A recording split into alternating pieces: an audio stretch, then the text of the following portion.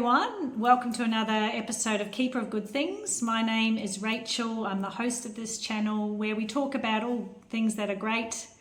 We challenge things around the world and we share stories. Today I'd like to share a story about two men I had the privilege of bumping into, or they crossed my path when I was walking my dog at different times. They shared the same first name, which is quite ironic, and there is no coincidences. I believe people are placed in your path for a lesson, perhaps, or even some love, or a bit of both. And so the first man I met was an Australian man. He was about my age. He was sitting in his car with the window down, and I walked past and he stopped me because I have a dog that has Jack Russell as a breed in him, and he just unfortunately lost his dog who had Jack Russell in him as well. And so we started to talk. In fact, he ended up getting out of the car and we had a conversation for about 40 minutes. And it turned out that this man had been sent to Iraq during the war against weapons of mass destruction, which sadly we know there was a lot of untruth around that. And he had come back a broken man. He'd also gone to court because he wanted to expose the bullying and the toxicity that was in the forces. It didn't go anywhere, but of course that also made him more of a broken man. He ended up in the streets in Northern Territories, and he said one of the lowest points was being attacked by the locals and waking up with a little girl kneeling beside him, holding his medals because everything else had been dispersed or stolen that he had. Terrible story, and unfortunately not uncommon.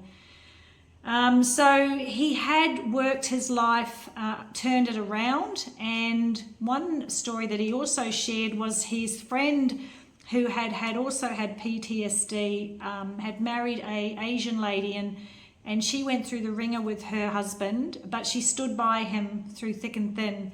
And he said to me, you know, Rachel, sometimes in Australia, Australian women don't necessarily do that. And, you know, I agreed with him. Unfortunately, we forget the actual oath that we give with marriage. And there's always really two parts to a story. And I know there's a lot of domestic violence, but we need to start looking at trying to fix where it's coming from rather than just walking away. Anyway, so he was really quite taken aback at the loyalty she showed to her husband and asked jokingly if she had a cousin or a sister. And he actually ended up marrying the cousin of this man's wife, and they have a beautiful life together, and they have a 8-year-old.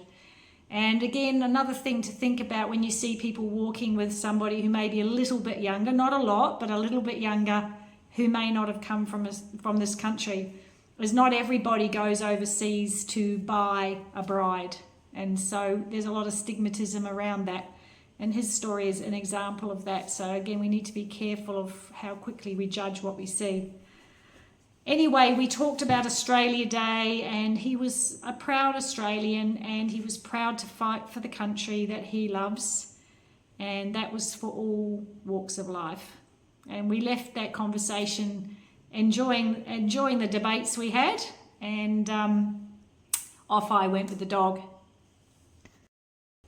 And so about a week later, I was on the same walk, but I was a little further ahead at the beach, and there was a man who had come off his boat, which had an Aboriginal flag proudly flying in the wind, and his dog was sniffing around the beach. My dog came on the beach. His dog was like a young bull mastiff type dog, very boisterous, a big dog.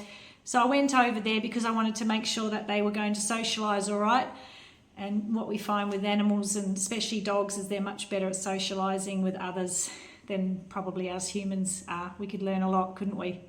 Anyway, we started a conversation. I asked him what his dog's name was. It was Aboriginal for dog. I think there's lots of terms, and one of them's papa. And so I said to him, have you heard about the meaning around the English name dog? And he said no. And so I shared a poem with him about how dog was named, and he loved it. I will share that poem at the end because it's a beautiful story.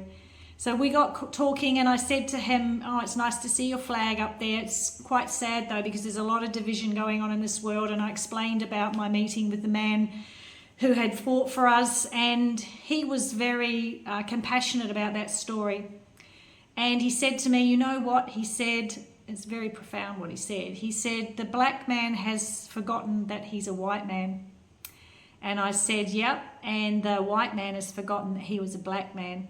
And sadly, that's true, because regardless of where you were brought up or born, when we look at history, there is persecution across everybody's lines or family history.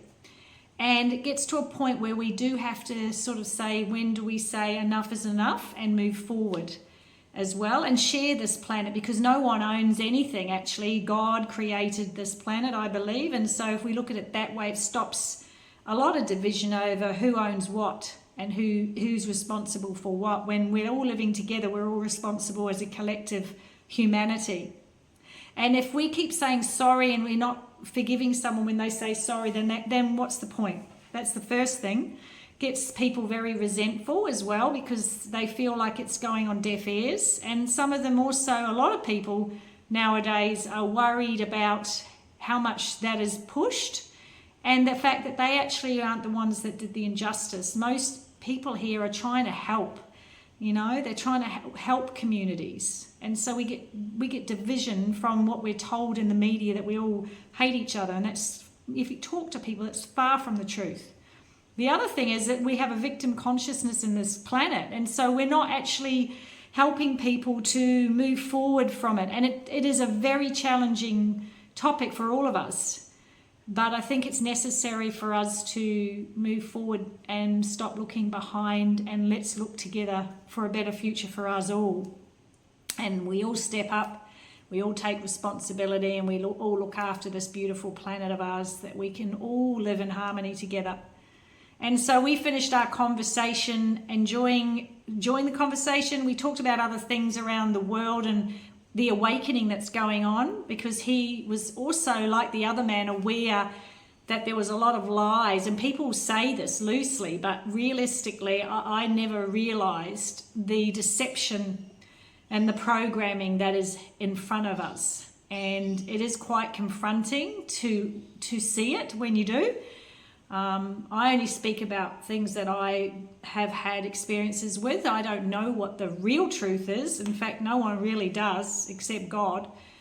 But I do think that once you start to question things, you'll see that there's a lot of things that don't make any sense, and it will take you down pathways. And I think that's where we're at as a collective. So that was my beautiful story of the two men that shared the same first name. And I hope you liked it. I will finish the session with the poem that I mentioned around dogs. So this is a poem about how a dog got his name. When God had made the earth and sky, the flowers and the trees, he then made all the animals and the birds and the bees. And when his work was finished and not one was quite the same, he said, I'll walk this earth of mine and I'll give each one a name. And so he travelled land and sea, and everywhere he went, a little creature followed him until its strength was spent. When all were named upon the earth and in the sky and in the sea, the little creature said, Dear Lord, there's no name left for me. The Father smiled and softly said, I've left you to the end. I've turned my own name back to front and called you Dog, my friend. A beautiful poem, and a lot to be said about words and the meaning of words. And we will talk about that on another episode, because spelling can cast things out. And there's a lot to be said about looking at that too. So we will cover that in another session. But as I said, that's it for me today. Thanks for watching. Have a blessed, beautiful day. And don't forget to send love out and kindness to this world. We're in need of it.